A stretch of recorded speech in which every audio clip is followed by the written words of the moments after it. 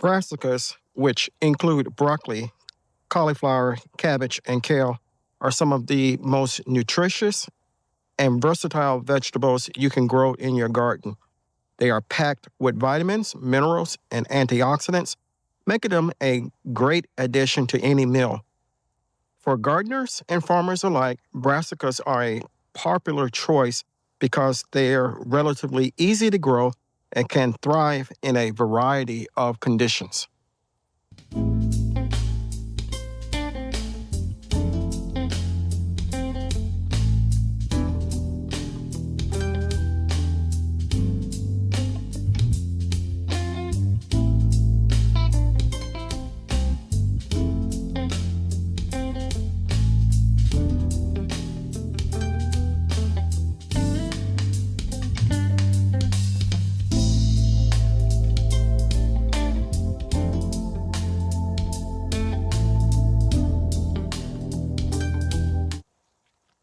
Good afternoon, YouTube, and welcome back to my channel.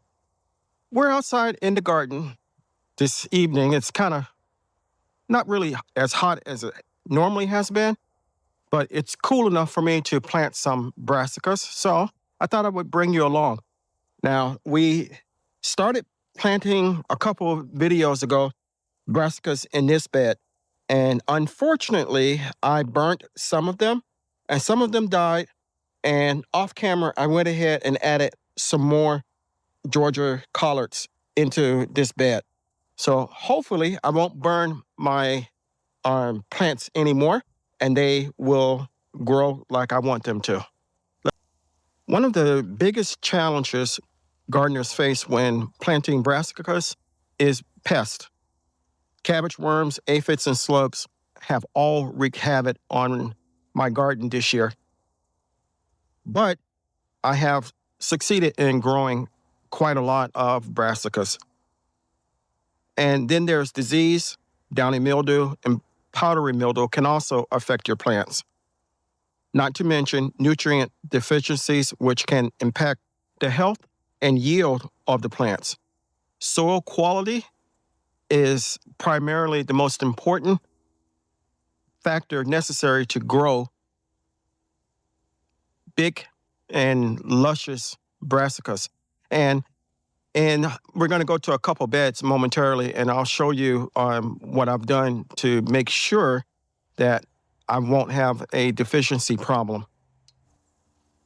In this bed recently, we had zucchini, which really wasn't doing anything. I removed it and added more nutrients into the bed in the form of compost, blood meal, bone meal, and general fertilizer. I also added more soil to the bed to raise the level of it. Now, off camera, I went ahead and planted some Brussels sprouts, and I also planted more broccoli. Now, hopefully, I did everything right, and in about 90 days, give or take, maybe a little bit less, we will have a harvest from this bed. In the tremol bed that we're looking at, we recently harvested green beans. And after the harvesting, I removed all the beans, amended the soil, added nutrients, and added more soil. So now we're here getting ready to plant two more types of brassicas. We're going to plant cauliflower, and we're also going to plant some cabbage. So we're going to plant a variety of cauliflower called Twister, and we're going to plant it on this side of the bed. So we're going to go down about this far with my middle and index finger, dig a hole, and drop one of the plugs in. And we're going to go back and cover it up. My emitters are every 6 inches, so we're going to skip the second emitter and come over here and do the same thing.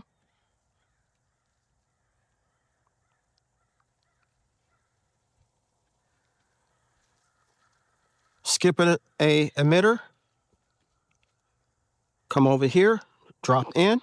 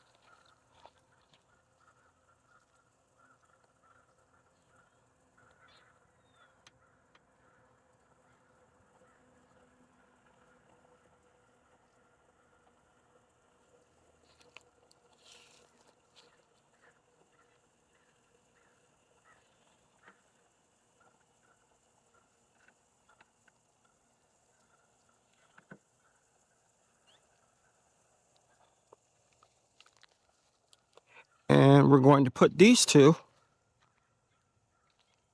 up here. One there.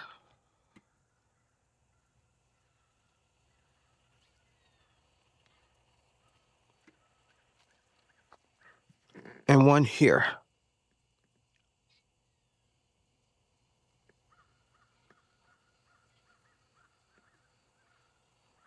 And now we're going to stick our label in. Okay, we have the cauliflower in.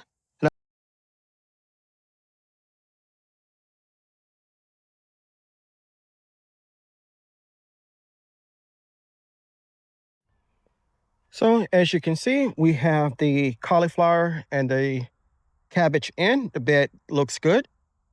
And we have some more plants that I'm going to plant. We're going to go over to the elevated cube bed here, and we're going to plant some more cabbage. And then I'm going to plant some red cabbage in some containers in what was known formerly as tomato row.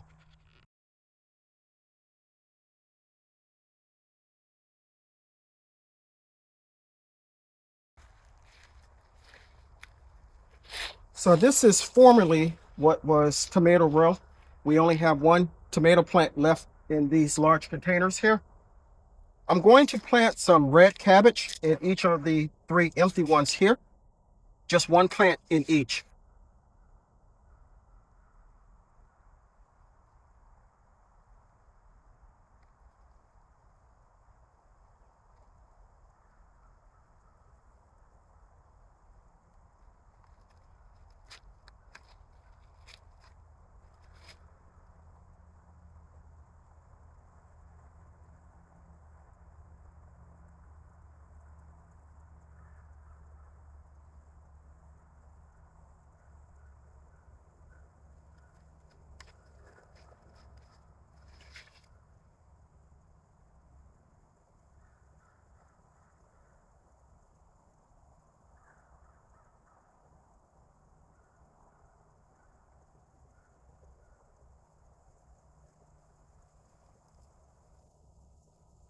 And just like that, we have 3 red cabbages planted. So I hope you enjoy coming along with me planting brassicas.